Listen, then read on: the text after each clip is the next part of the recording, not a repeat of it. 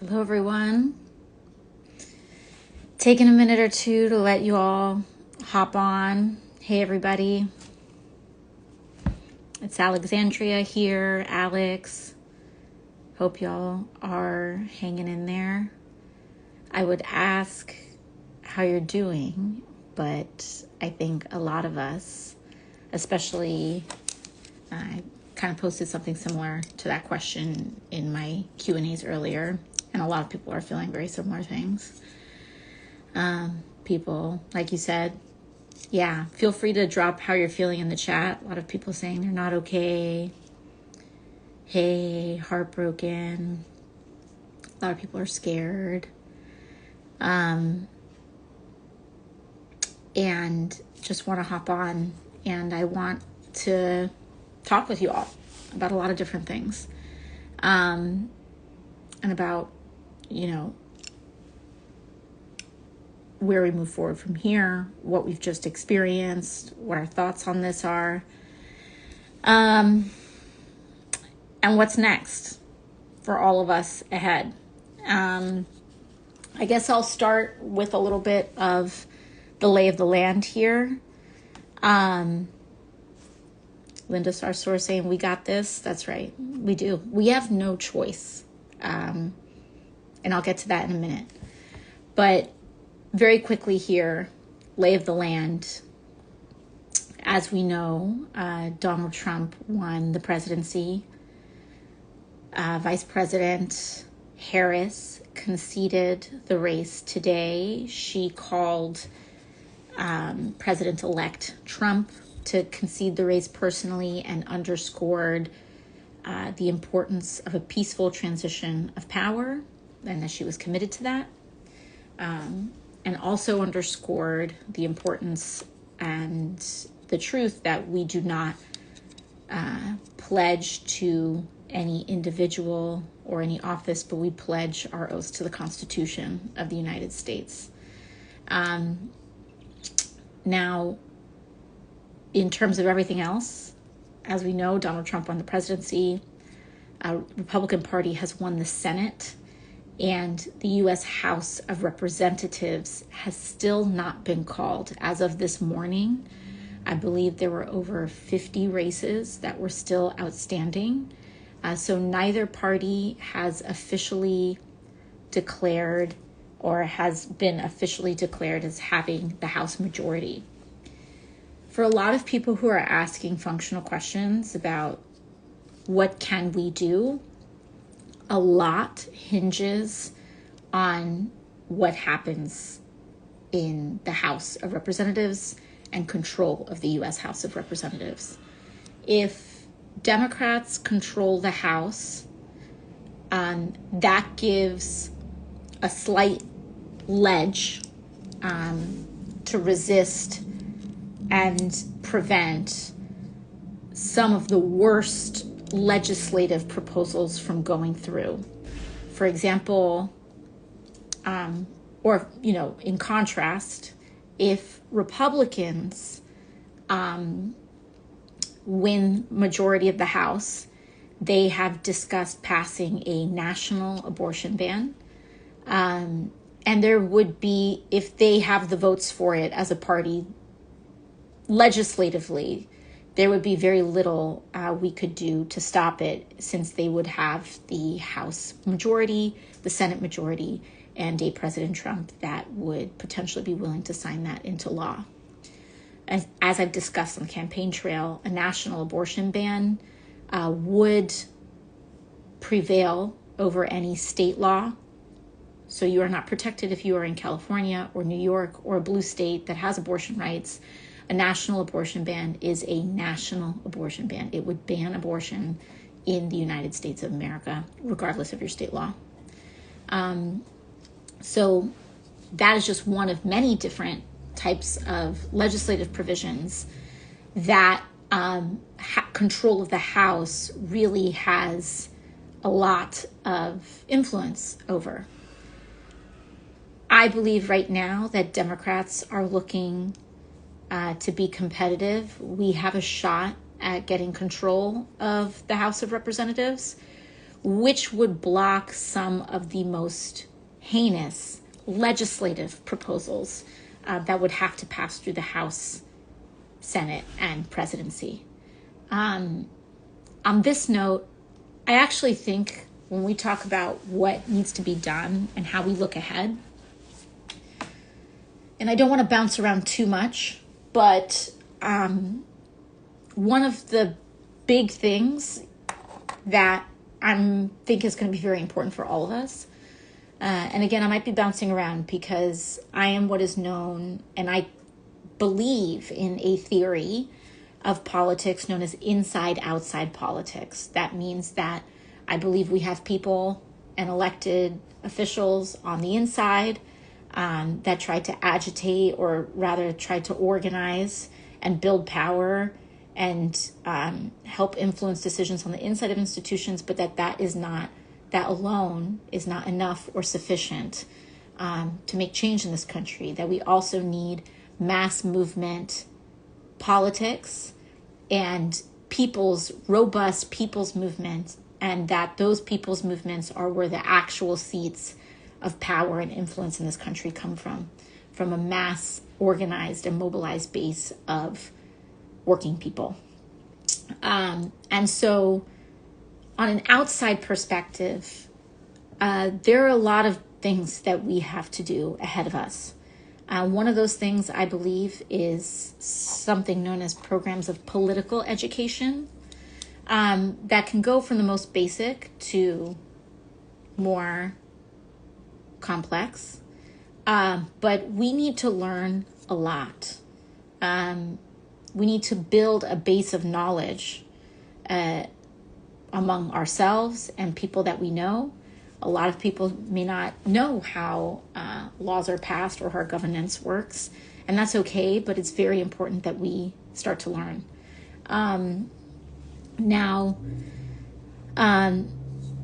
Sorry, I'm just keeping up with some of your comments as well. Now, what this means is that I think it's important, and I'm going to just give it to you all very straight. This is going to be a very, very, very, very challenging, difficult time.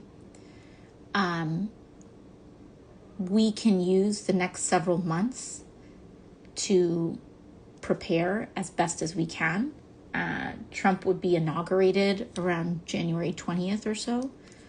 And we can use this time to prepare as best as we can for what is going to be a very challenging and very difficult time for millions of people in this country. A lot of people have asked me that, is Trump actually going to do the things that he said he's going to do? I think, listen, no one has a crystal ball, but I think that it is, and what we said on the campaign trail, when he says he's going to do something, believe him. I believe just today, his press secretary confirmed his commitment to mass deportations beginning, the day or day after of his presidency.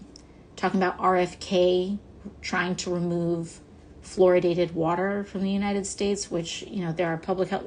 I'm not here to get into debates with anybody or, start fires in the group chat or whatever. But, when you look at public health comprehensive studies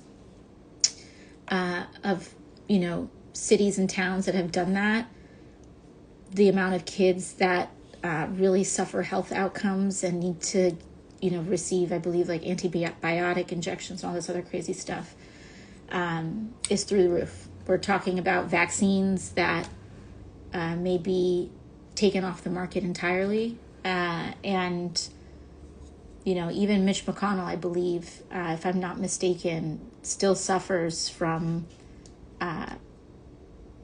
complications of, I believe, about a polio that he had when he was a child. This is real. This is real. And I'm not here to sugarcoat what we all are about to collectively experience. But I think that what we can do to prepare is build community. we do not have a choice. We don't have a choice. Our choice is to build. Our choice is to continue to fight. Our choice is to win. Our choice is to have each other. We are about to enter a political period that will have consequences for the rest of our lives. We cannot give up. We now find ourselves in a time in history that has precedent, and we find ourselves, I believe, in a time where there are, let's say, peers in history of mass movements of people that mobilize to protect one another in times of fascism and authoritarianism. And this is the era that we are poised to enter. Donald Trump has talked about turning the military on U.S. citizens that he deems his domestic political enemies. Authoritarians and people that he affiliates closely with and strongmen abroad in regimes like that, it is not uncommon to jail political dissidents or legislative opponents. This is the world that we very realistically may be entering.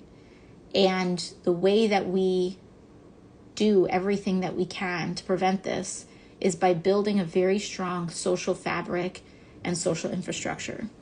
Now, a lot of people have asked me, and I've posted some of the things before, how have we gotten here? How can we improve? A lot of people have also asked me about thoughts on the Democratic Party or certain communities that were lost or, what have you. And I will comment a bit on some of that. But the one thing that I want to open up and say is that first and foremost, here's my personal take. Anyone who woke up this morning, or rather I should say an urge this morning to wake up and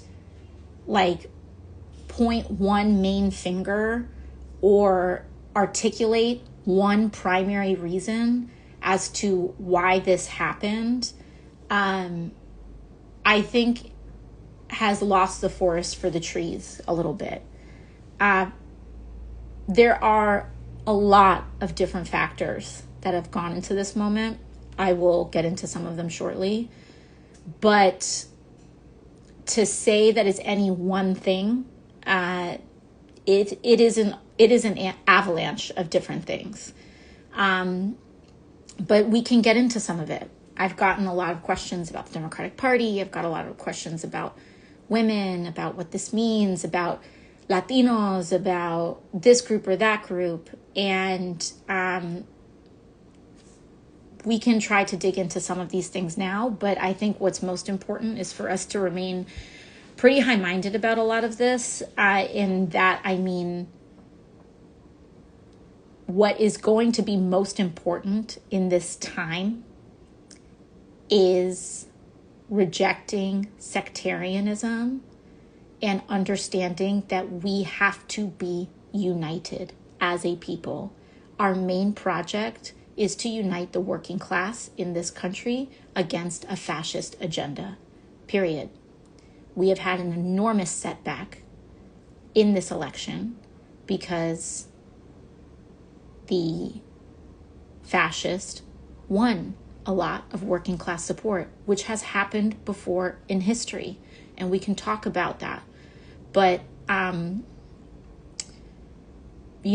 I think what is important is that we have to be able to hold that analysis and have these discussions without turning on each other. And if I can take off my more broad commentary hat on and put on a more progressive or whatever one may want to call that, left or progressive or working class or whatever it is, we have to be able to construct a culture that is productive, that is focused on growing, that is not sectarianism and does not tear one another apart over the narcissism of small differences. We will remain marginal and small and incapable of confronting the challenges ahead of us if we cannot learn to hold difference and understand and be able to distinguish an ally from an opponent. And that has been a challenge up to this point. And we will not survive if we cannot grow past that. Now,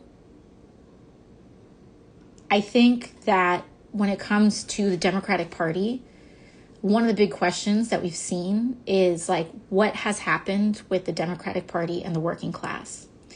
And I think that it's, to me, from my vantage point, I think I see a lot of what's happened. I was a waitress right up until I got elected to Congress. This was not a cute summer job that I had as a teenager, and then I did some jobs, and then I got elected to Congress years later. I went from wiping down a bar and walking behind it to walking into the halls of Congress. And the reason I did that and the reason I ran was not because I was running against a Republican. It's because I ran against a Democrat that I did not believe centered families or communities like mine, or saw the pain of people like me. And a lot of what I saw at that time was a Democrat that only ran against Trump and did not support a vision that, with clarity, that spoke to my material reality. And I got to a point as a waitress where I felt like if my member of Congress wouldn't support a $15 minimum wage and say it with their full chest with clarity like that, then I would. And again, I'm not speaking for every single district or every single person. I'm recounting the story of what happened in my life. I felt like if my representative from a deep blue seat could not fight for my right to have health care unequivocally, then I would fight for my right to have health care and for my community's right to have health care guaranteed unequivocally. I, at the time, was represented by, or felt like our representation took a lot of corporate money, a lot of lobbyist money, and answered more to the people and the class that they raised money from than the people who voted for them. And I ran for office to change that. Now, I'm not here to, I think there's two important things to communicate here. A party loses and another party wins. And I think it's important to also state here that Kamala Harris was given an assignment that no other person in American history was given, to construct a presidential campaign in 90 to 100 days with absolutely no expectation or anticipation that she would be called to that assignment and have to deliver the country from an enormous fascist threat that had already been campaigning and priming the pump for essentially 8 years. So any observations that I raise I believe have to do with longer term trends around our party and what we can do to improve and get back to our roots as champions of the working class. And this is not, none of this is meant to be constructed at her. A lot of times I think people try to erase one criticism for another. Oh, it wasn't this, it wasn't that. But the fact of the matter is, you know, this race may not have been decided by any one individual factor, but misogyny is very, very real in this country. As another widely known woman of color in office, you know, I knew that sexism and racism were real, but it was not until I got subjected to a national stage that I actually was shocked at how bad it is.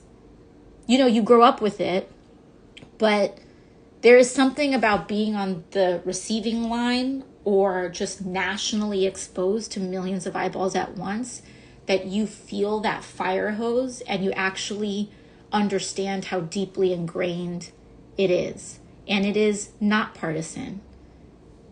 It transcends politics. And that's a hard pill for a lot of people to swallow, that misogyny can exist in left spaces, in right spaces, in center spaces. It's not a moral thing. It is how we are raised in cultures that program this in us. And it's very real and it's very, very deep. And when we look at races within margins, all of these things add up. They're not replacements or competing explanations with one another. If Kamala Harris was Tom Harris, we may have a different result today. I don't know. And so it is impossible to try to engage again in a sectarianism of explanation. These are all factors that I think is important for us to keep in mind at once. But again, I think that when it comes to Democrats losing the working class, I find and I take issue sometimes with people saying, oh, the quote unquote left is the reason why this is happening, or like the quote unquote wokeism is why this is happening. I actually think it's the fact that people can't feed their kids, that Medicaid doesn't pay enough, that their Social Security check doesn't pay their rent, that housing is skyrocketing, that groceries are insane, and that structurally a party that relies on the financial backing, and again, this is an area where there's disagreement within my party. I'm not here to start a war about it. I've been very clear about what my assessment has been since the time I entered office. To me, a party that relies on big money, and this is not just Democrats, our entire system relies on big money. And before people say that it's only Democrats that rely on this, just understand that Donald Trump personally thanked Elon Musk, a billionaire, for delivering him the presidency. Donald Trump works for Elon Musk. He works for Jeff Bezos. He works for the oil execs. That's what he does, okay? Our entire system is consumed by big money, by billionaires, by lobbyists. Where it is complicated for Democrats is that we are supposed to champion the working class. And when you have a system financed by big money, who exerts a lot of interest to get you to not check the power of concentrated wealth, then you can't deliver on those promises. When you have billionaires, for example, who are cutting very big checks on one hand, and then with the other hand, publicly threatening the current federal trade commission chair, and essentially saying she's got to go, that does not allow us that puts us in a bind. No, like structurally, that is a bind. It's a fundamental misalignment of mission and what powers us. And I wish I could say that this is just an easy problem to solve and just don't take it. And I think and I don't take it, but I think one of the reasons that this continues to be an issue is because I think a lot of people, especially in tough seats, look down the barrel of that, and it's you either compromise and get that big money to either stay out of the race or do whatever, or that big money goes to the Republican. I don't know. But at the end of the day, the ultimate problem is our ability to clearly and forthrightly advocate for an agenda that clearly champions the working class. To me, that's things like $15 minimum wage, Medicare for all, or at the very least, lowering the age of Medicare until it hits zero. But I mean, whatever those things may be, it also makes it hard. It applies a lot of pressure that I think is restrictive in allowing Democrats with their full chest to actually explain to people who is raising these prices. And so instead of saying things like, by the way, Kroger or, CVS or Rite Aid or ExxonMobil are price gouging you, and these companies, these corporations, or these billionaires are the ones that are screwing you over and jacking up your prices within an inch of your life, and we need to tackle their power. Instead, we're combating inflation. And this is a passive voice perspective that doesn't help people understand why is this happening and who is it doing it and who is doing it and how do we solve the problem. And that doesn't mean that there aren't things that the party is doing to try to tackle those things. President Biden passed the Inflation Reduction Act. Inflation went down. He also did a lot of things. He named that FTC chair, Lena Khan, that is working on tackling these huge corporate monopolies. He has done these things. But we all need to amplify and publicly educate and talk about why more needs to be done as a chorus. And so that is like, these are some of the structural contradictions, in my view, that make it challenging for us to speak in clear terms. Because when it's actually time to do the policy work, it is a very wide coalition of Democrats. And they'll say, well, we don't want to say 15, or let's not say Medicare for all, and so you get like all these different kinds of messages. Meanwhile, on the other hand, you get Donald Trump that says just like no tax on tips or no tax on Social Security. And it doesn't matter that he's lying. He's saying the thing clearly, and it then puts you on a back foot because people don't really understand, or it becomes this mealy-mouthed explanation of, well, you need the House to do that, and the Republican Party platform doesn't really have that. They won't have the votes to do it, so he's just saying it because he knows it's not going to work. He's saying it. And so I think that, these are huge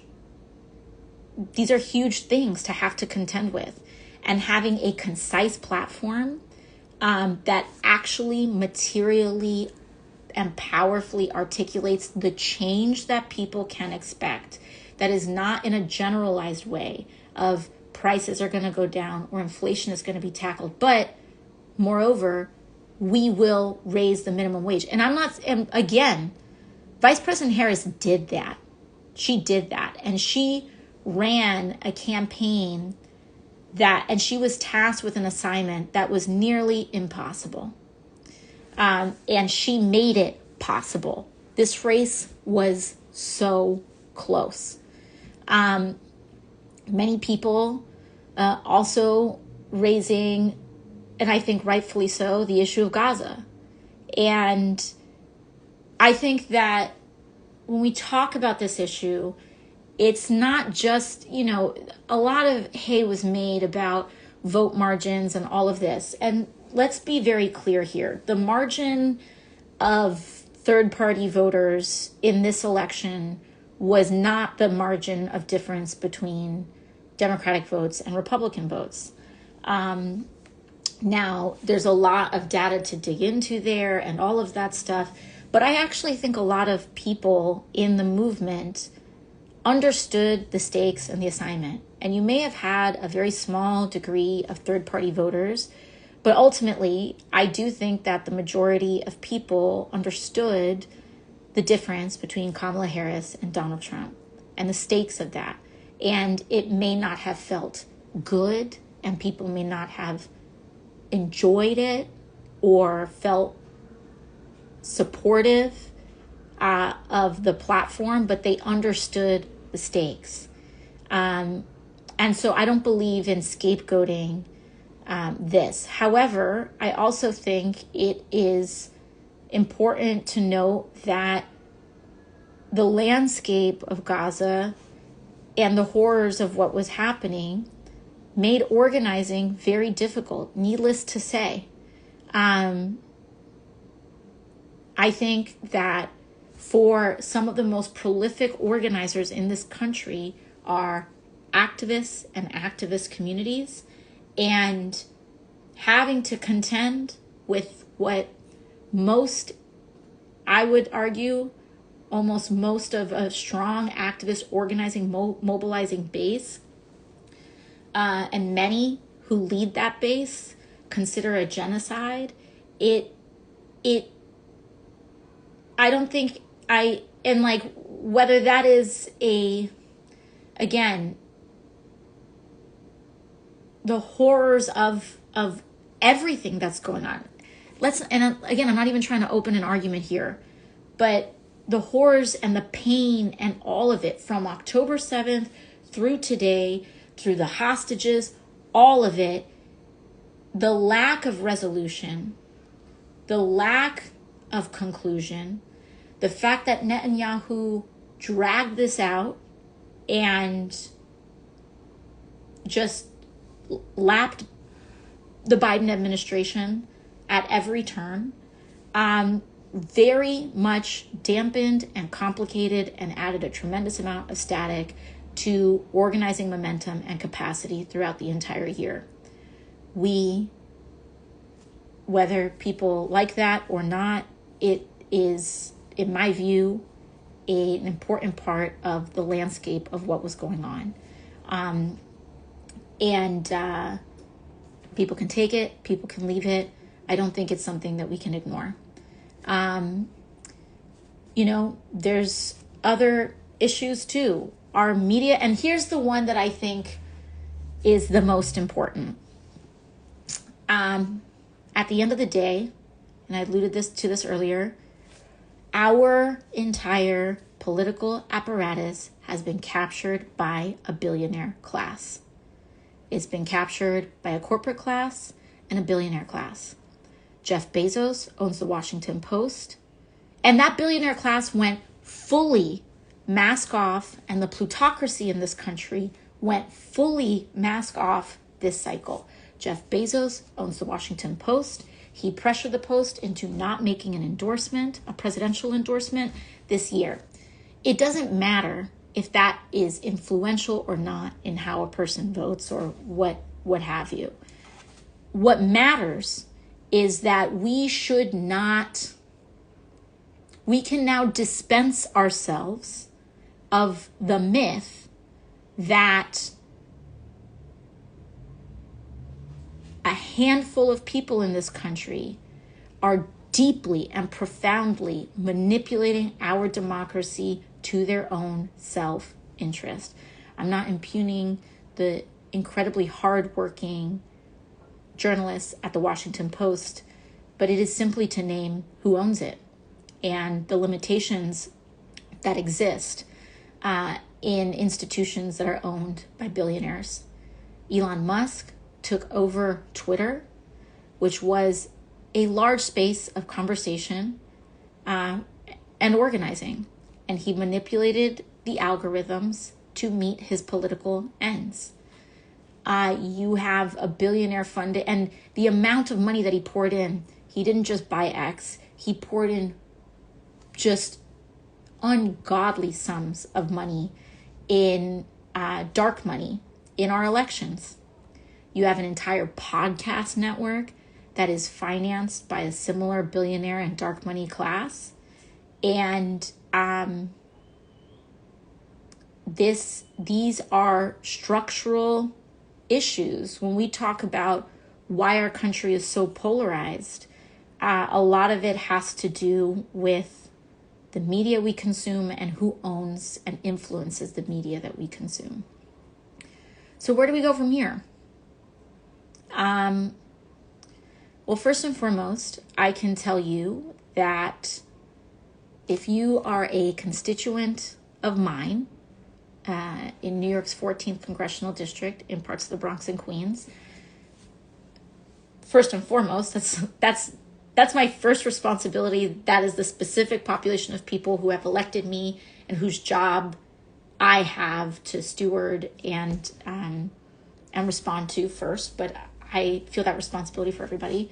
But if you are a constituent of mine, first and foremost, I am committed to doing everything in my power to protect you. That power will be limited in a Trump administration. Project 2025 is real. It's real. It's not a campaign joke. It's not an attack. The Heritage Foundation is the conservative foundation, the institution and organization that orchestrates Republican governance. They would not put millions of dollars into preparing this plan and it being co-authored by many people in the Trump administration if they were not fully prepared to implement it. This is going to be a very scary time. And again, I cannot emphasize how important it is that we, as an aligned people, be very cautious about attacking one another and about attacking one another.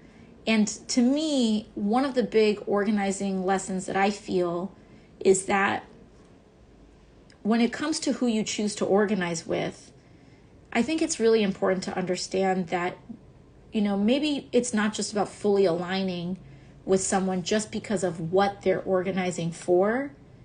It's really important to pay attention to how they are organizing. And if someone is using a righteous cause as a cover for cruel methods and dehumanizing others, personally, that is not someone that I trust to organize with, because our job is to grow. And the reason we are in this position is because we do not have a raw majority of people who are ideologically aligned. And in instances where you do not have an outright majority, we must develop coalitions. And the name of the game in coalitions is that we have to be able to align with people that we are not fully in agreement with in the name of a larger cause. That goes for any movement, and it goes for any cause.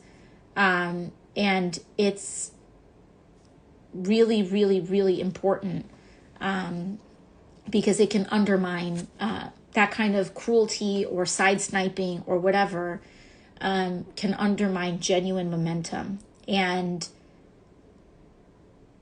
I think it's important to also understand that these folks, there's a history in this country of powerful people bankrolling disruptors in people's movements. And instead of diminishing what a person is fighting for, I think it's just important that we build together alongside people who are centering humanity in how they are organizing, in addition to what they're organizing for.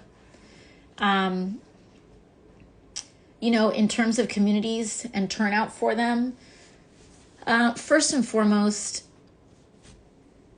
there's a couple different realities for us to contend with at the same time. I do think it's important to recognize that the Black electorate, first of all, Black voters, I believe, remain one of the most prescient voting bloc in the United States, point blank, period. And we see that bear out in our numbers.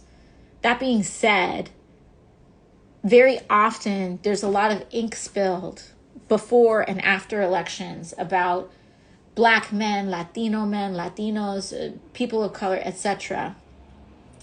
And we can dig into the fine points of where places eroded support and not, but we should be very clear that people of color voted for Kamala Harris in majorities. There's always this thing after a cycle, especially if there's any diminishment, to blame communities that overwhelmingly and majority vote for Democrats. When that vote diminishes slightly, instead of us really taking a look at what is happening with for example, white electorate that only votes 17% for the Democrat. And it is, it's really interesting to me because when it's time to govern, those communities get so centered and their concerns get so centered, and it's like nothing we do sometimes can win these electorates over. And I'm not here to dismiss it, but we need to really dig into some of those reasons. And we should not use communities that are part of the Democratic coalition as scapegoats for other communities that have not been voting with the Democratic coalition. We need to separate these things. I'm not saying that we're going to gloss over what has happened here, but I think a big part of what has happened here is the erosion of a working class agenda and articulating a working class agenda. And when you add that in the context of racism in this country, and when you add that in the context of misogyny in this country, you get a perfect storm of what I think we witnessed last night. It's not,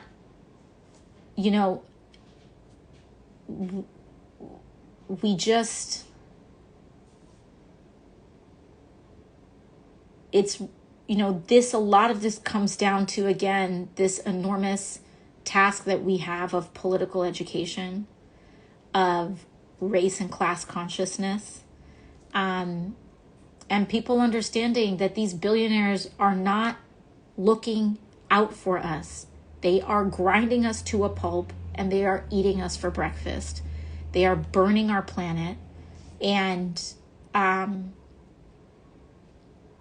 just want you all to know that in terms of what guided and has guided me over the last year, is that every single decision I made and every effort that I made, whether people criticize it or not or what have you, was just centered on trying to prevent this outcome. It was my single biggest priority was preventing a Donald Trump presidency. It informed my decisions, my actions, and we are where we are today. And we have a lot of work to do. I did not want to be in a place where on November 6th, we were preparing to resist a fascist regime. I wanted to be fighting the corporate establishment of the Democratic Party instead. But we're not in that place. We're in this place. And it is going to take a huge level of effort and solidarity. We are going to be looking towards our brothers and sisters in the labor movement, in the human and civil rights movement, And we are going to have to resist. It's this really interesting thing. Resist this confluence of like, first of all, I've never ascribed to this idea, and I know this is going to upset people, but genuinely, when I came to politics, it was not about trying to articulate to the world about what being a quote unquote leftist is. I always considered myself as running from the bottom. That this is not about left and right, but that this is about top and bottom, and that we have to run from the bottom up. And some may say, well, left is bottom, and depending on your worldview, yes, but I think there's this very interesting confluence that we see from, I think, more conservative spaces, that the alienation of the working class has to do with people of different identities standing together.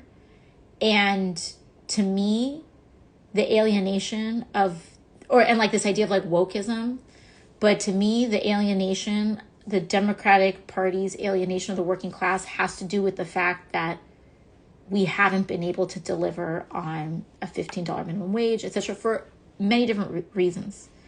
And we have to put those demands front and center in order to do that. And we shouldn't be afraid to fight for what we believe in. And we shouldn't be afraid to fight, period. But I'm not here to say that we've got all of the answers. A lot of things that people are scared about, a national abortion ban, that would require House control, but dismantling the Department of Education, all of these things. Trump is an autocrat, and we are in a much worse position now than we were when he was last president, because he is much more prepared. And he is much more competent, and he knows what mistakes he made last time. And so we're poised to enter a much darker, much scarier time whose consequences we will be living with for the rest of our lives. Even just from a climate perspective. I wish I could say that we could undo all of the damage that we are about to, or we are poised to endure, but there's some things we will not recover from. We will not recover from blowing past 1.5 degrees centigrade or 2 degrees centigrade of warming. And we will live with the consequences of that for the rest of our lives. And I'm sorry to say that, but it is true. There are other things that we can fight for, and we will have to fight for. But I just want you all to know that as long as I'm here, I will be fighting alongside with you. And this just happened yesterday. I don't have marching orders for you right now. My marching orders would basically be to find your safe network of people, to find your pod, to find your community. We have to do a lot of community building. And by that, I don't just mean organizing politically. I mean active community building. We are in a position where the isolation of a capitalist system, the isolation produced by COVID, just where we are as a society, people working 4 jobs, 3-4 jobs to make ends meet. We do not have community. And believe it or not, community, whether it's your church or mosque or temple, whether it's a knitting group, whether it's, your dinner circle, building that community is actually far more transformative and far more important than you may realize. And people may dismiss it, and people may think that it's silly or frivolous. It is not. I guarantee you it is not. And we are in a time where people finding their friends and finding their circle is a challenge. If you don't have your group that is close to you, you are probably in a similar boat as so many Americans right now. It's a big reason why we're here as a country in this place. And so we can commit ourselves to making the smallest communities as we can around ourselves. If you don't know your neighbor, it's time to know your neighbor. Or if you have a coworker that you think you're cool with or whatever, it's time to get to know that person. And it's time to get to know the people that we will be relying on to protect and to protect each other. It seems frivolous, but I guarantee you it's not. And creating community around you is one of the strongest, most powerful, and also one of the most radical things you can do in an environment like this. So for those who are small blue dots in big red areas, I want you to know that we're thinking of you, and we can start to generate some of that community. And sometimes even just being in community with, or small moments of humanity with people who are not like-minded with you, are sometimes a very odd little things that can help them change their mind. I'm not saying that we're here to do all of that work, but we have a long road ahead of us. And just want to say I love you all. And this is going to be very hard. And we're going to have to get through it together. But we don't have a choice. We don't have a choice. We have no choice but to live and be in the times that we have been called to live in, and to make it better one day at a time, one choice at a time. Never, ever, ever think that any choice or any act of yours is too small. It isn't. And regimes and autocracies are taken down by millions of drops of small actions that would otherwise be invisible by masses of people. So I look forward to doing this work with you all. And this is the assignment that we have ahead of us. We'll probably be doing a couple more of these ahead. Bye, y'all.